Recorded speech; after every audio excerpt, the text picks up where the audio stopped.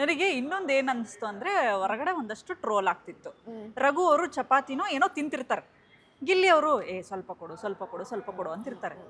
ಹೊರಗಡೆ ಅದು ಹೆಂಗ್ ಪೋಟ್ರೆ ಆಗಿದೆ ಅಂದ್ರೆ ಲೈಕ್ ಕೊಡ್ಬೋದಿತ್ತಲ್ಲ ಒಂಚೂರಾದ್ರೂ, ಒಂಚೂರು ಅಷ್ಟು ಬೆಗ್ ಮಾಡ್ತಿದ್ದಾರೆ ಕೊಡು ಕೊಡು ಕೊಡು, ಪಾಪ ಗಿಲ್ಲಿ ಕೊಡ್ಬೋದಿತ್ತಲ್ಲ ಅವರು ಅಂತ ಒಂದಷ್ಟು ಜನ ಅವ್ರ ಅಭಿಪ್ರಾಯನ ಹೇಳ್ತಾ ಇದ್ರು.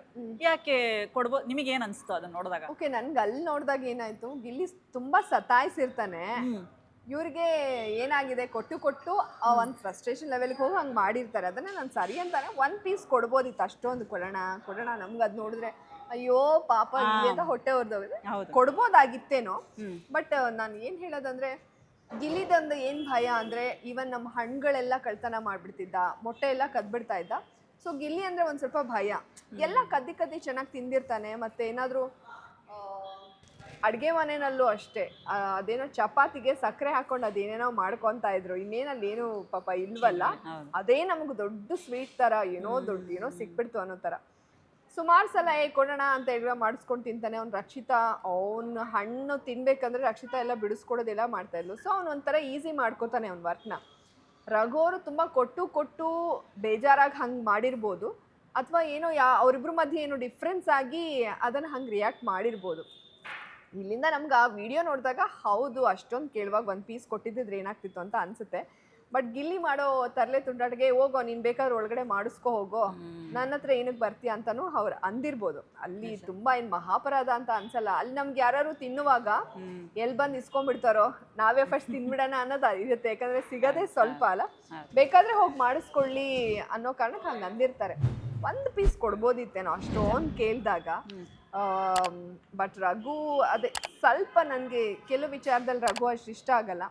ಅಡುಗೆ ನಾವೆಲ್ಲ ಒಟ್ಟಿಗೆ ಮಾಡ್ತಾ ಇದ್ವಲ್ಲ, ಇವರೆಲ್ಲ ತಿನ್ನೋಕ್ಕಾದ್ರೆ ಬಂದುಬಿಡ್ತಾರೆ, ಕೆಲಸ ಹಾಗಾಗಲ್ಲ ಆ ಥರ ಎಲ್ಲ ಮಾತಾಡ್ತಾರೆ ರಘು ತಿನ್ನೋ ವಿಚಾರಕ್ಕೆ. ನಂಗೆ ತಿನ್ನೋ ವಿಚಾರಕ್ಕೆಲ್ಲ ಹಂಗೆ ಮಾತಾಡೋದಾಗಲಿ ಬಿಹೇವ್ ಮಾಡೋದಾಗಲಿ ಅಷ್ಟು ಇಷ್ಟ ಆಗಲ್ಲ. ಇನ್ಫ್ಯಾಕ್ಟ್ ನನಗೂ ಒಳಗಡೆ ಇರುವಾಗ ಏನಾದ್ರು ಒಂದು ಮೊಟ್ಟೆ ಹಾಕೋತಾ ಇದ್ದರೆ ನಂಗೊಂಚೂರು ಕೊಡು ಹಂಗೆ ಹಿಂಗೆ ಅಂತ, ಅಯ್ಯೋ ಯಾರು ಬರಬಾರ್ದಪ್ಪ ಬೇಗ ತಿಂದುಬಿಡೋಣ ಅಂತ ಅನಿಸುತ್ತೆ. ಯಾಕಂದರೆ ಇರ್ತಿದ್ದಿದೆ ನಮಗೆಲ್ಲ ನಮ್ಮೆಲ್ಲರ ಪಾಲಿಗೆ ಸಮ್ಟೈಮ್ಸ್ 5 ಮೊಟ್ಟೆ 4 ಮೊಟ್ಟೆ ಹೀಗೆ ಇರ್ತಿತ್ತಲ್ವ. ಯಾರು ಕತ್ಕೊಳ್ಳೋ ಮುಂಚೆ ತಿಂದ್ಬಿಡೋಣ ಅಂತ ಅನ್ಸೋದು, ಅಥವಾ ನಾವು ತಿನ್ನೋವಾಗ ಹಬ್ಬ ಯಾರು ಕೇಳಲಿಲ್ಲ ಅಂದರೆ ಸಾಕಪ್ಪ ಅಂತ ಅನ್ಸೋದು. ನನಗೂ ಒಂದ್ಸಲ ನಮ್ಗೇನು ಅನ್ಸುತ್ತೆ, ಬೇಕಾದರೆ ಅವ್ರು ಹಾಕ್ಕೊಳ್ಳಿ, ನಾವು ತಿನ್ನೋ ನಮಗಿರೋದೇ ಒಂದು ಮೊಟ್ಟೆಲಿ ಏನೋ ಕೊಡಬೇಕು ಅನ್ನೋ ಥರ ಫೀಲ್ ಆಗುತ್ತೆ. ನನಗೂ ಒಂದ್ಸಲ ರಿಷಾ ನಾನು ತಿನ್ನೋವಾಗ ಮೊಟ್ಟೆ ಏನೋ ಕೇಳಿದ್ದು ಅಂದರೆ, ಇಲ್ಲ ನೀನು ಹಾಕೋ ಹೋಗಿ ಅಂತಲೂ ನಾನು ಹೇಳಿದ್ದೀನಿ. ಯಾಕಂದರೆ ಅಲ್ಲಿ ನಮಗೆ ಇದ್ದಿದ್ರಲ್ಲಿ ನಾವೇ ಇರೋದಷ್ಟು ನಾವೇ ತಿನ್ನಬೇಕು ಅಂತ ಇರುತ್ತಲ್ವ, ಬಹುಶಃ ಹಂಗೆ ಹೇಳಿರ್ಬೋದೇನೋ.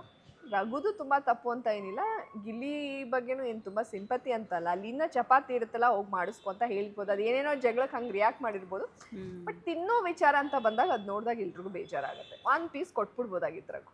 ಈ ಗಿಲ್ಲಿ ಸಿಂಪತಿ ಅಂತ ಹೇಳಿದ್ರಿ, ಗಿಲ್ಲಿ ಎಲ್ಲೋ ಒಂದ್ ಕಡೆ ಸಿಂಪತಿ ಅನ್ನೋದನ್ನ ಯೂಸ್ ಮಾಡ್ತಿದಾರ ಮನೆಯಲ್ಲಿ, ಅಂದ್ರೆ ನನಗೆ ಸಿಂಪತಿ ಬರ್ಬೇಕು ಯಾಕಂದ್ರೆ ಗಿಲ್ಲಿ ಸಿಂಪತಿ ಕಾರ್ಡ್ ಪ್ಲೇ ಮಾಡ್ತಾ ಇದ್ದಾನೆ ಅಂತ ಅನ್ಸಲ್ಲ. He is playing his game. ಅವನಿಗೆ ಗೊತ್ತು ಇಲ್ಲಿ ಹೆಂಗಿದ್ರೆ ವರ್ಕ್ ಆಗುತ್ತೆ, ಏನು ಮಾಡಿದ್ರೆ ವರ್ಕ್ ಆಗುತ್ತೆ. ಅವನು ಸ್ಟ್ರಾಟಜಿಗಳನ್ನ ಚೆನ್ನಾಗಿ ಪ್ಲೇ ಮಾಡ್ತಾ ಇದ್ದಾನೆ. ಯಾಕಂದರೆ even Sudeep sir Rakshita and ಗಿಲ್ಲಿಗೆ ಒಂದ್ಸಲ ವೀಕೆಂಡಲ್ಲಿ ವಾರ್ನ್ ಮಾಡ್ತಾರೆ, ರಕ್ಷಿತಾ ಬದಲಾಗ್ತಾಳೆ ಬಟ್ ಗಿಲ್ಲಿ ಬದಲಾಗಲ್ಲ. ಅವನಿಗೆ ಗೊತ್ತು ಇಲ್ಲೇನೋ ತರಲೆ ಮಾಡಬೇಕು, ಏನೋ ಒಂದು ಮಾಡಬೇಕು, ಮನೇಲಿ ಸೈಲೆಂಟಾಗಾದರೂ ಸೈಲೆಂಟಾಗಿ ಮಾತ್ರ ಇರಬಾರ್ದು ಅನ್ನೋದು ಗಿಲ್ಲಿ ಚೆನ್ನಾಗಿ ಗೊತ್ತು. ಹಾಗಾಗಿ ಅವನು ಸಿಂಪತಿ ಕಾರ್ಡ್ ಏನು ಪ್ಲೇ ಮಾಡ್ತಾ ಇಲ್ಲ. ಅವನ ಪಾಡಿಗೆ ಅವ್ನು ಚೆನ್ನಾಗೇ ಆಟ ಆಡ್ತಾ ಇದ್ದಾನೆ. ಅವ್ರು ಇರಿಟೇಟ್ ಮಾಡೋದು, ಏನೋ ಒಂದು ಮಾತಾಡೋದು, ಏನೋ ಒಂದು ಕಂಟೆಂಟ್ ಕೊಡೋದು, ಏನೋ ಒಂದು ಕ್ರಿಯೇಟ್ ಮಾಡೋದು, ಆ್ಯಕ್ಟಿವ್ ಆಗಿರೋದು, ಆಟ ಚೆನ್ನಾಗಿ ಆಡ್ತಾ ಇದ್ದಾನೆ. ನನಗೆಲ್ಲೋ ಅವ್ನು ಸಿಂಪತಿ ಕಾರ್ಡ್ ಪ್ಲೇ ಮಾಡ್ತಾ ಇದ್ದಾನೆ ಅಂತ ನನಗೆ ಅನಿಸಲ್ಲ. ವೀಕೆಂಡಲ್ಲಿ ಏನೇ ಹೇಳಿದ್ರು ಅಯ್ಯೋ ಸುದೀಪ್ ಸರ್ ಬೈದ್ರಲ್ಲ ನಾನು ಇನ್ನು ಸೈಲೆಂಟ್ ಆಗೋಣ ಅಂತ ಅವ್ನು ಆಗ್ತಾ ಇಲ್ಲ. ಅವನಿಗೆ ಗೊತ್ತು ಇಲ್ಲಿ ಕಂಟೆಂಟ್ ಕೊಟ್ರೇ ವರ್ಕ್ ಆಗೋದು ಅಂತ. ಸೊ ರಕ್ಷಿತಾ ಸೈಲೆಂಟ್ ಆಗ್ತಾಳೆ, ಗಿಲ್ಲಿ ಸೈಲೆಂಟ್ ಆಗಲ್ಲ ಅಂತಂದರೆ ಅವನಿಗೆ ಗೊತ್ತು ಇಲ್ಲಿ ಬಿಗ್ ಬಾಸ್ ಮನೆಯಲ್ಲಿ ಹೇಗಿರಬೇಕು. ನಾವು ಸೈಲೆನ್ಸಿಗೆ ಏನಾದರೂ ಶರಣಾದರೆ ಅಲ್ಲ ಮಾಟ ಮುಗೀತು, ಅಥವಾ ನಾವು ಮನೆ ಕಡೆಗೆ ಹೋಗೋಕ್ಕೆ ಹತ್ರ ಆಗ್ತಿದ್ದೀವಿ ಅನ್ನೋ ಥರ ಅವನಿಗೆ ಗೊತ್ತಿದೆ. ಒಂದು ಶೋ ಅನ್ನೋದು ಹೇಗೆ ವರ್ಕ್ ಆಗುತ್ತೆ ಅನ್ನೋದು ಗೊತ್ತು. ಚೆನ್ನಾಗಿ ಆಟಾಡ್ತಾ ಇದ್ದಾನೆ ಅವನು. ಅಲ್ಲಿಗೆ ಕಾವ್ಯನ ಮೇಲೆ ನಿಜವಾದ ಪ್ರೀತಿ ಏನೂ ಇಲ್ಲ ಗಿಲ್ಲಿಗೆ, ನನಗೇನೋ ಅನಿಸಲ್ಲ. ಒಂದು ವೇಳೆ ಒಪ್ಕೊಂಡ್ರೆ ಓಕೆ, ಇಲ್ಲ ಅಂದರೆ ಅದು ಕಂಟೆಂಟು ಆ ಥರನೇ ಇರ್ತಾರೆ ಅಂತ ನನಗನ್ಸುತ್ತೆ. ಇನ್ನೂ ತುಂಬ ಎಮೋಷ್ನಲಿ ಅವ್ನು ತುಂಬ ಕನೆಕ್ಟ್ ಆಗಿಬಿಟ್ಟಿದ್ದಾನೆ. ಕಾವ್ಯನ ಮೇಲೆ ನಿಜವಾಗ್ಲೂ ಲವ್ ಆಗಿದೆ ಅಂತ ನನಗೇನು ಅನಿಸಲ್ಲ. ಒಪ್ಕೊಂಡ್ರು ಒಂಥರ ಜಾಕ್ಪಾಟೆ ಅಲ್ವಾ, ಕಾವ್ಯ ಚೆನ್ನಾಗಿದ್ದಾಳೆ ಒಳ್ಳೆ ಹುಡುಗಿ. ಒಪ್ಕೊಳ್ಳಿಲ್ಲ ಅಂದರೆ ಕಂಟೆಂಟ್ ಅಲ್ಲ, ಕಂಟೆಂಟ್ ಒಪ್ಕೊಂಡಿಲ್ಲ ಅಂದ್ರೆ ಅದೊಂದು ಟಾಮ್ ಅಂಡ್ ಜೆರಿ ತರನೋ, ಇವನ್ ಲವ್ ಅಂತ ಹೇಳೋದು, ಅವಳು ರಿಜೆಕ್ಟ್ ಮಾಡೋದು, ಅದು ಕೊನೆ ತನಕ ಹಂಗೆ ಹೋಗುತ್ತೆ. ಸೊ ಒಬ್ರ ಜೊತೆ ಒಬ್ರು ಆಟ ಆಡ್ತಾ ಇದ್ದಾರೆ ಅಂತಾನೆ ನನ್ಗೆ ಅನ್ಸೋದು. ಯಾಕಂದ್ರೆ ಹಳೇದ್ರಲ್ಲಿ ಅವನು ಇನ್ನೊಬ್ರ ಜೊತೆ ಸುಮ್ಮನೆ ಆ ಥರ ತಲೆ ಮಾಡೋದನ್ನ ನಾವು ನೋಡಿದೀವಿ. ಇಲ್ಲೂ ನಂಗೆ ಹಂಗೆ ಅನ್ಸುತ್ತೆ. ಏನು ರಿಯಲ್ ಆಗಿ ಏನೋ ಮನ್ಸಿಂದ ಅವನಿಗೆ ಪ್ರೀತಿ ಇದೆ ಅಂತ ಏನು ಅನ್ಸಲ್ಲ. ಇಟ್ ಈಸ್ ಆಲ್ಸೋ ಇಟ್ಸ್ ಒಂಥರ ಸ್ಟ್ರಾಟಜಿ, ಗೇಮ್ ಸ್ಟ್ರಾಟಜಿನೇ ಅಂತಾನೆ ನಂಗೆ ಅನ್ಸುತ್ತೆ. ಓಕೆ. ಕಾವ್ಯ ಇಷ್ಟು ದಿನ ಬಿಗ್ ಬಾಸ್ ಮನೇಲಿ ಸರ್ವೈವ್ ಆಗೋದಕ್ಕೆ ಕಾರಣ ಗಿಲ್ಲಿನೇ ಅಂತ ತುಂಬಾ ಜನ ಹೇಳ್ತಾರೆ. ನಿಜನಾ ಜಾನ್ವಿ ಅದು? ಒಳಗಿದ್ದವ್ರು ನಿಮ್ಮ ಅಭಿಪ್ರಾಯ ಏನು? ಓಕೆ, ಅಂದ್ರೆ ಗಿಲ್ಲಿ ಒಬ್ಬನೇ ಕಾರಣನ ಅಂದ್ರೆ ನೋ, ಬಟ್ ಗಿಲ್ಲಿನೂ ಕಾರಣ ಅಂದ್ರೆ ಎಸ್. ಅಂದ್ರೆ ಒಂದು ಭಾಗ ಅಂತೂ ಇದ್ದೇ ಇದೆ, ಗಿಲ್ಲಿದು ಒಂದು ಕಾಂಟ್ರಿಬ್ಯೂಷನ್ ಇದ್ದೇ ಇದೆ. ಆ್ಯಕ್ಚುಲಿ ಅವರಿಬ್ರು ಒಳಗಡೆ ಜಂಟಿಯಾಗಿ ಹೋಗಿದ್ದೇ ಅಲ್ಲಿ ಪ್ಲಸ್ ಆಗೋಯ್ತು. ಕಾವ್ಯ ಯಾಕಂದ್ರೆ ಅವ್ರಿಗೆ ಓನ್ ಐಡೆಂಟಿಟಿ ಇದೆ, ಮತ್ತೆ ಒಂದು ಫ್ಯಾನ್ ಫಾಲೋವಿಂಗ್ ಇದ್ದೇ ಇರುತ್ತೆ, ಅದರಿಂದ ಒಂದಷ್ಟು ವೋಟ್ಸು ಅದೆಲ್ಲ ಬರ್ಬೋದು. ಅದ್ರ ಆಚೆ ಜಂಟಿಯಾಗಿ ಹೋಗಿದ್ದು ತುಂಬಾ ಪ್ಲಸ್ ಆಗಿದೆ. ಗಿಲ್ಲಿ ಏನೇ ತರಲೆ ಮಾಡ್ತಾ ಇದ್ರು, ಇವಳು ಸ್ಟ್ಯಾಂಡ್ ತೊಗೊಳೋದು ಜನಕ್ಕೆ ಇಷ್ಟ ಆಗ್ತಾ ಇತ್ತು. ಅಶ್ವಿನಿ ಮತ್ತು ಗಿಲ್ಲಿ ಅವರ ಜಗಳದಲ್ಲಿ ಕಾವ್ಯ ಎಲ್ಲೂ ಗಿಲ್ಲಿನ ಬಿಟ್ಕೊಡ್ತಾ ಇರಲಿಲ್ಲ. ಮತ್ತು ಅದು ವೀಕೆಂಡಲ್ಲಿ ಚರ್ಚೆ ಆಗುತ್ತೆ, ಕಾವ್ಯ ಆ್ಯಂಡ್ ಗಿಲ್ಲಿನ ಸುದೀಪ್ ಸರ್ ರೇಗಿಸ್ತಾರೆ ಅಂದರೆ ಇದು ಹೊರಗಡೆ ಓಕೆ ಹಿಂಗೆ ಕನ್ವೆ ಆಗ್ತಾ ಇದೆ, ಹಿಂಗೆ ಪೋಟ್ರೆ ಆಗ್ತಾ ಇದೆ ಅನ್ನೋ ಒಂದು ಅಂದಾಜು ಸಿಗುತ್ತೆ. ಸೊ ಅದ್ರ ಮೇಲೇ ಅವರು ಆಟ ಮುಂದುವರಿಸ್ತಾ ಹೋಗ್ತಾರೆ. ಅಂದರೆ 100% ಇಲ್ಲಿವರೆಗೂ ಬರೋಕ್ಕೆ ಗಿಲ್ಲಿನೂ ಕಾರಣನ ಅಂದರೆ ಎಸ್, ಬಟ್ ಗಿಲ್ಲಿ ಒಬ್ಬನೇ ಕಾರಣನ, ಅವನೊಬ್ಬನಿಂದಾನೇ ಕಾವ್ಯ ಇಲ್ಲಿವರೆಗೂ ಇದ್ದಾಳ ಅಂದರೆ ನೋ. ಅವನ ಒಂದು ಪಾತ್ರ ಅಂತೂ ಇದೆ, ಬಟ್ ಅವನೇ ಕಾರಣ ಅಂತ ಇಲ್ಲ. ಯಾಕಂದರೆ ಅವರು ಒಂದು ಇಂಡಸ್ಟ್ರಿಯಲ್ಲಿ ಒಂದು ಹೆಸರು ಮಾಡಿ ಹೋಗಿರೋದ್ರಿಂದ ಅವ್ರನ್ನ ಇಷ್ಟಪಡೋ ಜನ ಇರ್ತಾರೆ, ಅವ್ರನ್ನ ವೋಟ್ ಹಾಕ್ತಾ ಇರ್ತಾರೆ. ಸೊ ಹಾಗೆ ಜಾನ್ವಿ ಅವರೇ, ತುಂಬ ಜನ ಈ ಬಿಗ್ ಬಾಸ್ ನಾನು ಹೇಳೋದು ಕೇಳಿದ್ದೀನಿ, ಕೆಲವೊಂದು ಸೆಲೆಬ್ರಿಟಿಗಳನ್ನ ನಾನೇ ಮಾತಾಡ್ಸಿದ್ದೀನಿ. ಬಿಗ್ ಬಾಸ್ ನಾನು ಹೋಗಲ್ಲ, ಬಿಗ್ ಬಾಸಾ ನನಗೆ ಇಷ್ಟು ಸಲ ಬಂದಿದೆ, ನನ್ನ ಆಫರ್ ಬಂದಿದೆ, ನಾನು ಹೋಗಲ್ಲ, ಬಿಗ್ ಬಾಸ್ ಬೇಡ, ನನಗದಲ್ಲ ಅಂತ ಹೇಳ್ತಾರೆ.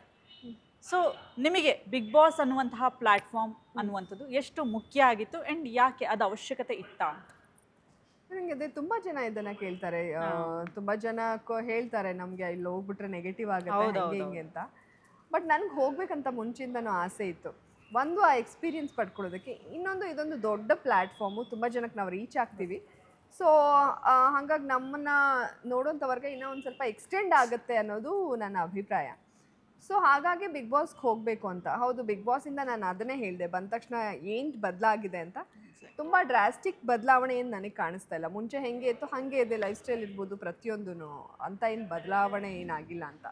ಬಟ್ ಆ ಎಕ್ಸ್ಪೀರಿಯನ್ಸ್ಗೋಸ್ಕರ ಮತ್ತು ಒಂದಷ್ಟು ಜನರನ್ನ ರೀಚ್ ಆಗೋಕ್ಕೋಸ್ಕರ ನನಗೆ ಬಿಗ್ ಬಾಸ್ ಬೇಕಿತ್ತು. ಮತ್ತು ಹೆಂಗೆ ಅದು ಒಳಗಡೆ ಹೆಂಗಿರ್ತಾರೆ, ಅವರವರೇ ಅಡುಗೆ ಮಾಡ್ಕೊಳ್ಳೋದು, ಕಚ್ಚಾಟಗಳು, ಒಂದಷ್ಟು ಪ್ರಶ್ನೆಗಳು ಇದ್ದೇ ಇರುತ್ತೆ. ವೀಕೆಂಡ್ ಅಂತ ಬಂದಾಗ ಸುದೀಪ್ ಸರ್ ಬರ್ತಾರೆ, ಇವ್ರಿಗೆಲ್ಲ ಫಸ್ಟೇ ಹೇಳಿರ್ತಾರೆ ರೆಡಿ ಆಗೋದಕ್ಕೆ. ಅಂದರೆ ಏನೇನೋ ಒಂದು ಸಣ್ಣ ಪುಟ್ಟ ಇರುತ್ತೆ. ಮೇಕಪ್ ಎಲ್ಲ ಅವರೇ ಮಾಡ್ಕೋತಾರೆ. ಸಮ್ ಟೈಮ್ಸ್ ಅವರು ತುಂಬ ಪ್ರೊಫೆಷ್ನಲ್ ಮೇಕಪ್ ಥರ ಕಾಣಿಸೋದು, ಕೆಲವ್ರದ್ದೆಲ್ಲ ಅವರೇ ಮಾಡ್ಕೋತಾರೆ. ಹಿಂಗೆ ಒಂದಷ್ಟು ಪ್ರಶ್ನೆಗಳು ನನಗೂ ಇತ್ತು. ನನಗೆ ಅಲ್ಲಿ ಹೋದ್ಮೇಲೆ ಗೊತ್ತಾಗಿದ್ದು, ಒಂದಷ್ಟು ಪ್ರಶ್ನೆಗಳಿಗೂ ಉತ್ತರ ಸಿಕ್ಕಿದೆ, ಒಂದೊಳ್ಳೆ ಎಕ್ಸ್ಪೀರಿಯನ್ಸ್ ಸಿಕ್ಕಿದೆ, ಒಂದಷ್ಟು ಜನಕ್ಕೆ ರೀಚ್ ಆಗಿದ್ದೀನಿ.